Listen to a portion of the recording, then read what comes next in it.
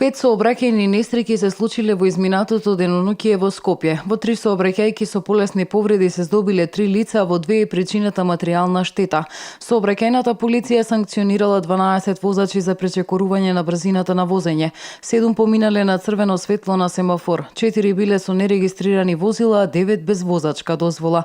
Изречени се санкции и за 44 непрописно паркирани возила, како и 5 возачи на велосипед со мотор, мопед и моторцикл кои не носеле заштитен шлем.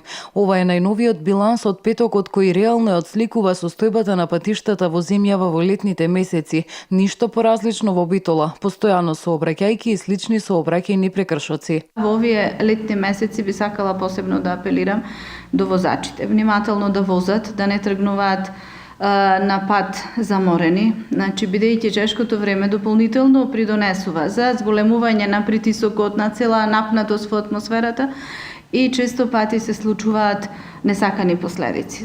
Доколку одат на долг пат, максимално да се избегнува ноќното возење, бидејќи утринските часови се тие кога доаѓа, без да сакаме, доаѓа до организмот самиот, често пати се случува да заспие возачот во возење и се случуваат катастрофални сообраќајни незгоди.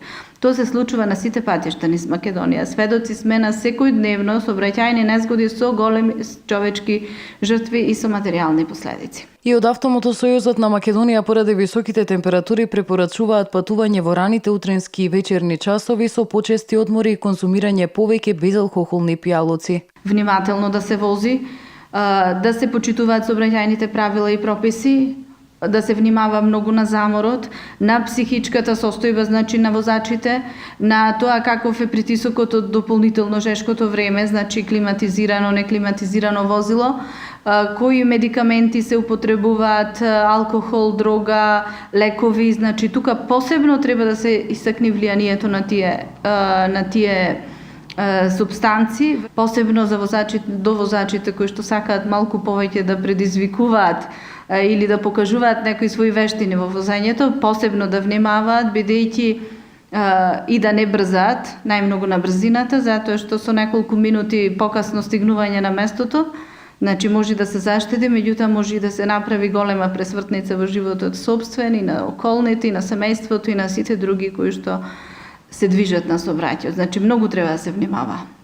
Иако после овој прилог во себе ќе си речете по медиуми само за тоа се пишува и кажува, но потрудете се да ги следите препораките за да не бидете вие оној за кој следно ќе се пишува.